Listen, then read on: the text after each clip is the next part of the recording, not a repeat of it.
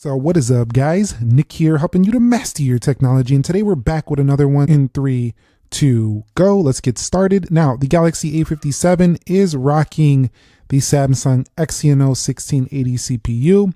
It does have itself 8 gigabytes of RAM versus the A19 over here and 8 gigabytes of RAM. However, this is a bin chip in the iPhone 17e, so it's not as fast as the one in the base 17, but still it is a flagship chip regardless if it's a binned version of the chip. And the iPhone 17e turned on much quicker than that of the A57. Now, you can see it's a little bit stuttery there when I first turned the phone on. Speed-wise, you got to wait a second to get that performance. But the A57 also does the same thing.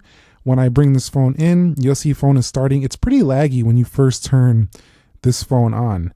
So look at this. So you can see it's barely responding to touch. There's some lag right there. And swiping through, a little bit of lag. So this Samsung One UI, definitely 8.5, definitely has to boot up. Takes a little second, but once it's up and running, it's going to be smooth in a second here. But right now, a little bit of lag when you first turn it on. The lag kind of feel that comes on the 17e comes from the 60 hertz. They have the kind of the opposite thing versus the Samsung. It's a little bit slower when it comes to performance due to the chip, but this one is more due to the display. Now, when it comes to unlocking these phones, I typically say that the Galaxy A57 or the Galaxy series is going to be better, but in this case, I'm not so sure it is because the placement of this fingerprint sensor leads to sometimes miss a little bit, and also it's not quite as accurate as the one on the Galaxy S series in my experience. So I do have to say that I've used the A57 now for about a week or so. Maybe not even that long, but it feels like pretty reliable, but not quite as like in the right place like the Galaxy S24, S25, and S26. So you'll see right here on the iPhone, you just swipe right in. And I think in this case, I do like the 17e a bit better because it feels like you're getting a flagship feature, whereas that's not the ultrasonic style fingerprint sensor. So this one, to me, I'm going to have to give to the 17e. It's a little bit more reliable. I miss a little bit more on the A57. All right, so let's start with a quick video render. So I have these two videos here in InShot, and we'll see which one can export this a little bit faster. We'll do it in the MP4 format. So let's go in 3, 2, go. They are the same length video. And we'll see what happens here. This one's converting on the left, 10%, 12%. 20% on the left, 89% on the right, and you can see this video is done a way where that flagship chip is going to come in handy. So we'll just go ahead and send feedback later, but you'll see saved right there. So 17e was done a while ago. It just had to watch that ad right there, but you'll see that the Galaxy A57 definitely much further behind when it comes to the area where you push the phone, like video editing. And that was just a 1 minute 1080 clip. Imagine if we go 10 minutes, that lead is further going to increase for the 17e. So around the same price, you have a phone that feels older here, but in terms of performance, when you push it, it is faster. All right, guys, so let's go ahead and show you that everything is closed out, and let's go ahead and start launching some apps. So you'll see right there, not too much of a difference. I do see a difference in the way the animations look on both. See, the thing is that with the 120 hertz panel, it can sometimes feel more smooth on the A57, but it definitely still has those faster Android animations. But the thing is with the 17e, and that was faster on the left, it seems to usually give us a little bit better performance, but with the 60 hertz, it feels a little bit choppy. Let's go over to Copilot, and that was faster on the right. We did have a pop-up though, so probably not much. Still no number row on the iPhone in 2026. Let's hit Groupon here on both phones, and you'll see that it looked like the A57 was there quicker. It's just that it had to click that continue. Let's go into Instagram, and we'll click over here. Let's click out of here, and we'll go to one of my posts here. And you can see, I feel like the 17e is performing a little bit nicer. But once the A57 is loaded up, I still appreciate the feel, the screen size. That was first on the left. I still appreciate the screen size, the more modern feel. But I do have a feeling in the long term that the A57 will start to bog down as you load that thing up with a lot of apps. A lot of storage, a lot of photos, videos. Let's go to Google News here on both. I'm not saying that it's going to be unusable or anything like that. It's just going to be a little bit choppier than when you first get it, I think, once you load it down. Let's head up out of here and we'll go into Dead Trigger 2. And you'll see this is going to go first here to the 17E. So that is a not a huge difference, but what is a huge difference though is for this around the same money, even a little bit less actually, for the Galaxy A57, you get a much better screen experience when playing the games. However, the performance wise, probably still going to go to the right. Let's see what happens here on Subway Surfer City, and much faster there. So a noticeable difference here. Something we don't see in all the speed tests. We actually see a noticeable difference there. Let's go into RTS and see what happens here. Race the Sun. You'll see that the iPhone 17e pulling ahead once again, even on a casual game such as this one. And let's head up out of there. We'll go into Free Fire. And I seen some chop again there. I mean, come on, it's a mid-ranger, but still there are mid-rangers that are faster and all that, but you still get all the Samsung features with the A57 mostly, so that's what you're paying your money for. But you're paying your money for a lot of cut features on the 17e, but still the good iPhone performance. So that's what you're paying for there. So you got to decide, are you okay with those cuts or are you okay with the cut to the processor? For some people, they're saying, I'm not okay with either. I'm just going to go with a used flagship from a couple years ago and get the best of both worlds without paying the top tier price. And I wouldn't say that's a bad idea. I think that's actually a pretty good idea, actually. But you'll see right here, some people don't want older phones that are scratched up, beat up, refurbished, renewed. They don't know if the panel glass has been switched. It's got a fake panel, not an OEM. Like, we don't know. You're always playing a gamble, but at the same time, sometimes you hit and sometimes you miss when it comes to those second-handers. But for the most part, if you know how to shop for them, a lot of people do just fine getting a second-hand phone and getting a great value on one used. You'll see right here, substantially faster on Destiny Rising for the iPhone. I mean, it's not even close, unless we're just downloading some different things on here. Oh yeah, it looks like we're downloading. Let's go ahead and rerun Destiny Rising. So before rerunning Destiny Rising, I had to swipe out and the game lagged up in the phone. I don't know what's going on. So like, this is the kind of stuff that can happen with a mid-ranger phone. When you start putting some performance on it, like Destiny Rising, definitely better than a casual game there, although it's still optimized for mobile, but phone is totally off. Like, it's not even on. So it just entirely crashed the entire phone. So now I got to hold down these buttons to get this phone back logged into the home screen. And so that is the type of stuff that I'm talking about with a mid-ranger. That is I think it's one of those reasons why people tend to steer clear and just go with flagships pretty much for the most part. So that is pretty insane that just happened live in the video, but I wanted to put it there not to necessarily make Samsung look bad or anything like that, just because I just want to be real with you. This is what just happened live here in a speed test.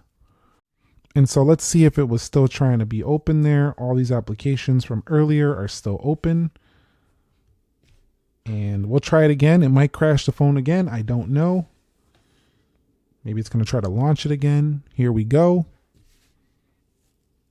And see if it can get there. I mean, we were already there on the iPhone 17e, but I'm getting to the point where I might just skip this game.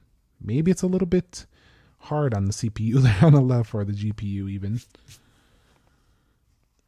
So we're launching games on both, and we're launching their 17e, even though I started that way after. So yeah, so if this stuff starts happening on your day-to-day, the phone might actually start getting aggravating to use, and that's going to be no good. So not happy with that performance, at least on this game on the left.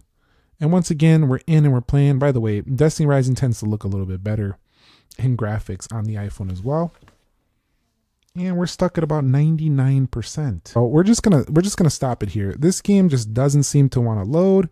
Phone's getting a little warm on the back. So yeah, you might actually start running into some trouble when you get into these type of games. Look, here we go again. We're frozen again. And so I removed Asphalt due to the heat on this phone, and I don't believe it's going to even open it that well right now. So let's just go ahead and open up some of these more basic apps. And we'll go over here to Geekbench. I actually missed that one right now on the right. Let's go again. And you'll see that was faster on the left. We'll go into Speed Test Net and faster on the right, and InShot quicker on the left. So I think I have a conclusion here already. The Galaxy A57 is for basic casual apps. You can play some games, but when you start playing heavier stuff, it bogs the phone down. So that is kind of annoying, especially considering this phone got a price increase and costs like nearly $600. So that is super annoying right there. So here we are with the Galaxy A57, and so far One UI 8.5 handling this pretty well. I shouldn't even touch Destiny. It's probably going to lag this phone up again. We're getting a reload on Free Fire and the reload on Race to Sun. Reloading here on Subway City Surfers and our Subway Surfer City. And I think because we had to restart the phone, it's probably reloading most of these apps. So it probably didn't hold stuff. But what I'll do is, since we're going back between these and they're launching up now, you can see they're taking a while. We'll see if we'll go back through them quickly after this and see if they do anything. So yeah, this is not looking pretty nice for this phone right now. It's actually performing pretty terrible, if I'm being honest. Let's go over here to clock and calendar. Now let's kind of just pop between them really quickly just to see what we can get in the real world here now that so yeah, some of them are holding now. Groupon. Let's see if Instagram. We'll go into X, Google News. So yeah, it was probably because I restarted it. So it can hold definitely quite a few. But again, it tweaks a little bit. It bogs down with heavy games. So this is not great performance. Let's just be real about it. It's not impressing me. And it's almost weird to see a phone performing like this in 2026. So that is not great. Now we already know the 17E is going to blow that out of the water. You'll see right here, it never had to restart anything. And so the 17E is the clear choice here when it comes to performance. Yes, it can reload some apps. You'll see it closed out a few there. Close out the game. So it's not perfect either. It doesn't have 12 gigs of RAM. It has the 8 gigabytes of RAM. And you'll see right there, Instagram reloading the feed. But generally, it performs a lot better. So I would say that 17E by a long shot when it comes to app launches and app reloads. And so the final Geekbench 6 is done, and the 17E finishes at 3306 and 8483. We're only 67% ways through the A57. This phone actually has been pretty aggravating to me to speed test due to how long it's taking to do everything. And so, as expected, it did not win, but I didn't expect it to lose by nearly 4,000 points in the multi, but it did. And nearly 3 times slower in the single core, which is probably explaining why I feel like it's so much slower to launch things and load things compared to the 17E. So I'm going to go ahead and run a 3D mark, even though this is probably going to be a similar story where the iPhone 17E wins by a substantial margin, but let's just do it anyway. While we're at it, I'll be back when they're done. And so in Wildlife Extreme, we got a 1734 on the A57. Over here, a 3543 for 17E with nearly double the average frame rate. So in the games, the A57 is likely to look a little bit choppy. That's not always the case in some mobile optimized games because they're optimized for mobile. But when you push it, you see it couldn't even launch Destiny Rising in the speed test. This phone is just, it's not going to handle the games the way you would expect. Whereas a 17E will, for $50 more. So, all right, so let's run a quick Wi-Fi test here. We'll run this one on the Galaxy A57, and then we'll go ahead and do the iPhone 17E. I just want to make sure that they're on the same Wi-Fi network over here. Let me go ahead and make sure of that. And yes, they are. Same servers. 700 down. So my Galaxy S series phones would probably pull in around, I'm going to say a gigabyte. So definitely 200 or so, 300 or so megabytes more than that. We'll see what happens here. let's go with the iPhone 17e. I do expect similar, maybe a little bit better actually with the downloads, but it could be around the same, if not a little bit better, a little bit less. And you'll see it's looking like they're going to finish very, very close here with the 17e coming a little bit less. So connectivity wise, the A57 should be just fine. This doesn't seem to be an issue. So if you just need a phone to be a phone, it's going to connect and have pretty good Wi-Fi speeds and stuff of that sort. That shouldn't be a major issue when deciding between these two. All right, guys, so let's go ahead and launch the cameras here on both in 3, 2, go. You can see substantially faster to launch that camera on the iPhone 17e, and taking the photo, a little bit of processing lag on the A57, but overall, I gotta say, we got the conclusion that we probably already expected. The iPhone 17 is faster, but what I did not expect in the speed test was the A57 stumbling like it did. It stumbled quite a bit, and it was an absolute blowout victory. Not just, oh, this phone's a faster chip and it's gonna feel, in reality, in this real world test, it was a blowout victory for the iPhone 17e. It wasn't even like close, even though they both have 8 gigabytes of RAM. It comes down to that CPU mostly, so that Exynos not super powerful on here. Is this a great phone? After doing this test, I'm gonna say this is not a very fast phone, but it's a good device because it's super thin. It has a beautiful screen. It does have pretty good cameras. They're not 4K 60, they're not 8K, they're not top dog. And I think the majority of the aspects that most people need for casual use, they'll still enjoy this phone quite a bit. But if you're looking for anything more than casual use, I do think money is going to be better spent elsewhere, including on something like an iPhone 17e. So let me know your thoughts on this one down below in the comment section. Thumbs up if you enjoyed the speed test. I'll catch you all in the very next battle. Nick here. Be sure to be well, and peace.